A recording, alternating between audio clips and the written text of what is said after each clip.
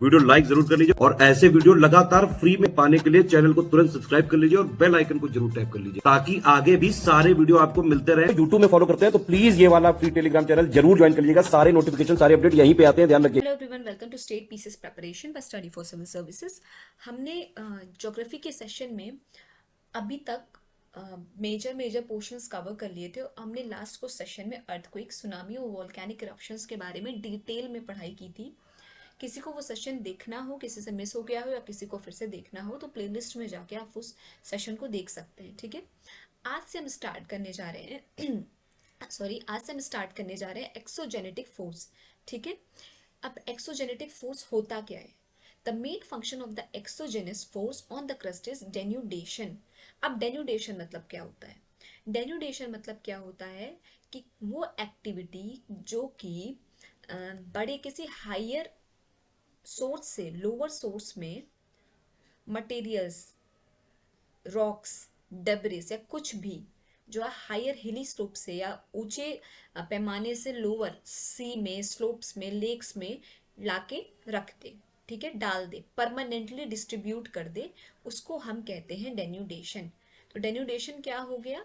किसी भी hilly areas या बड़ी हायर स्लोप से जब भी कोई चीज़ या फिर रॉक्स का या फिर किसी भी मटेरियल का ट्रांसफ़र होता है लोअर हिली एरियाज में, लाइक लोअर लेक्स में, सी में, ठीक है, ऐसी जगहों पे, उस प्रोसेस को हम डेन्यूडेशन बोलते हैं। ठीक है, this include in the combined action of weathering and erosion. ये किन किन वजह से होता है? वेदरिंग और इरोजन की वजह से। Weathering has a static action where erosion has a dynamic action. ठीक है, अब हम वेदरिंग और इरोजन की वजह से जान गए हम कि एक्सोजेनेटिक फोर्स ऑकर होते हैं। अब हम जाने हैं कि वेदरिंग और इरोजन होता क्या है, इनकी वजह से डेन्यूडेशन क्यों हुआ। ठीक है, वेदरिंग क्या होता है? The process of weakening, breaking, splitting and disintegration of rocks in their place is called weathering. अब जैसे डेन्यूडेशन में क्या हुआ, हमने देखा रॉक्स और बहुत सारे डेब्रिस जो है हायर हिली स्लोप से आपके लोअर लेक, सी, पॉन्ड्स, इन सब में आ जाते हैं परमानेंटली, इसको इरोड ही कर देते हैं वो। ठीक है, वेदरिंग क्या करते हैं? इसको इरोड ही कर देते हैं, इस प्रोसेस को हम डेन्यूडेशन बोलते हैं। तो वेदरिंग की वजह से होता है या इरोजन की वजह से होता है। ठीक है, अब वेदरिंग क्या होता है? ये क्या करता है? वीक कर देता है या रॉक को स्प्लिट कर देता है छोटे छोटे पार्ट्स में, या डिसइंटीग्रेट कर देता है। ठीक है, इस प्रोसेस को हम वेदरिंग बोलते हैं। Depending on the factors, weathering is divided into 3 types. अच्छा, बहुत सारे फैक्टर्स को मद्देनजर रखते हुए वेदरिंग खुद को जो है, खुद में वो 3 भागों में डिवाइडेड है। कौन कौन से भागों में डिवाइडेड है वेदरिंग? कितने भागों में डिवाइडेड है? सॉरी, 3 भागों में डिवाइडेड है। फिजिकल और मैकेनिकल वेदरिंग, केमिकल वेदरिंग और बायोलॉजिकल वेदरिंग।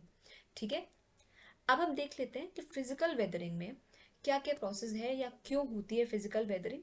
इंसुलेशन या टेम्परेचर जिसे हम कहेंगे, उसकी वजह से, फ्रंट एक्शन, फ्रिक्शन, प्रेशर, इन सब चीज़ों की वजह से, एक्सफोलिएशन, ठीक है, इसकी वजह से, बायोटिक फैक्टर्स, इन सब चीज़ों की वजह से आपकी फिजिकल या फिर मैकेनिकल वेदरिंग होती है।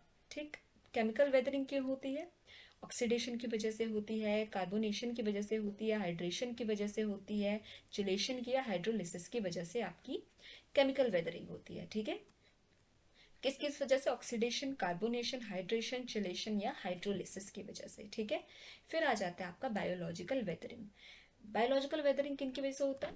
ऑब्वियसली तो बहुत ही कॉमन सेंस की बात है, प्लांट्स, एनिमल्स या फिर ह्यूमन एक्टिविटीज, जिसको हम एंथ्रोपोजेनिक वेदरिंग भी कहते हैं। तो ये यहाँ पर नोटेबल पॉइंट है कि एंथ्रोपोजेनिक वेदरिंग क्या होती है? जो वेदरिंग ह्यूमन एक्टिविटीज की वजह से हो रही हो, उसको हम एंथ्रोपोजेनिक वेदरिंग बोलते हैं। तो हमने क्या देखा कि वेदरिंग कितने पार्ट्स में डिवाइडेड है? वेदरिंग आपकी 3 पार्ट्स में डिवाइडेड है। फिजिक्स या मैकेनिकल वेदरिंग, केमिकल वेदरिंग और बायोलॉजिकल वेदरिंग। फिजिक्स या मैकेनिकल वेदरिंग किन की वजह से होता है? जैसे आपका टेम्परेचर हो गया, फ्रंट एक्शन हो गया, friction, pressure, exfoliation, biotic factors. ठीक है, ये आपका फिजिक्स या मैकेनिकल वेदरिंग हो गया। केमिकल वेदरिंग क्या होता है? ऑक्सीडेशन, कार्बोनेशन, हाइड्रेशन, चिलेशन या हाइड्रोलिसिस की वजह से। और बायोलॉजिकल वेदरिंग आपका प्लांट्स, एनिमल्स या फिर ह्यूमन एक्टिविटीज की वजह से होता है। अब जो वेदरिंग आपकी ह्यूमन एक्टिविटीज की वजह से होती है, उन वेदरिंग को और क्या बोलते हैं? उनको एंथ्रोपोजेनिक वेदरिंग भी बोलते हैं। ठीक है, इरोजन हम नेक्स्ट लेक्चर में कवर करेंगे। आई होप आपको आज का सेशन समझ में आया होगा। आपको कुछ भी डाउट हो तो प्लीज़ कमेंट सेक्शन में कमेंट करके ज़रूर बताइएगा। और अभी तक अगर आपने चैनल को लाइक शेयर सब्सक्राइब नहीं किया तो प्लीज़ कीजिए और बेल बटन को प्रेस करना ना भूलिए। Thank you so much for watching.